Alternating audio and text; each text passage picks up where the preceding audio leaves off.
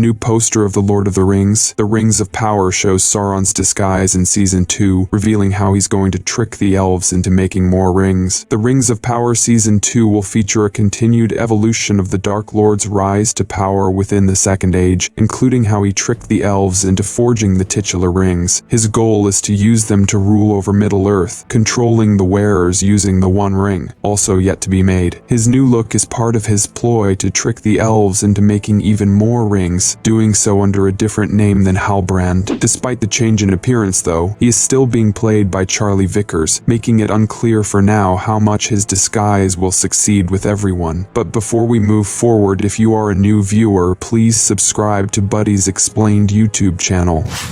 Why Sauron looks different in The Rings of Power Season 2. The Rings of Power Season 1 ended with Galadriel figuring out Halbrand's true identity as the Dark Lord, the latter fleeing to the newly created Mordor after being discovered. In J.R.R. Tolkien's writings about Middle-earth, Sauron disguised himself as an elf named Annatar to help facilitate the creation of the rings. Described as a long-haired, fair-looking figure in the writer's work, it appears this new version of the show's antagonist is this false, elven disguise. It's likely that, following the events of Season 1, Galadriel will inform Elrond and Celebrimbor of Halbrand's true identity, trying to dissuade them from creating any more rings. However, since the rings are destined to be forged, Sauron will still find a way to convince them they're required, even if they pose a key threat to Middle-earth. It's unclear how this will come about, but will likely involve the elves' need for Mithril, being convinced of its importance enough to craft 17 more rings. With the Rings of Power cast expanding in Season 2, more faces across Middle-earth will offer a wider scope surrounding Sauron's activities and what he winds up doing now that Mordor has been created. This may even include the distribution of more rings across the world, setting the stage for his eventual conquest of Middle-earth thanks to his new powers. By operating as Annatar, he can better convince the world of his benevolence, everyone unaware they're being tricked until it's too late to stop him.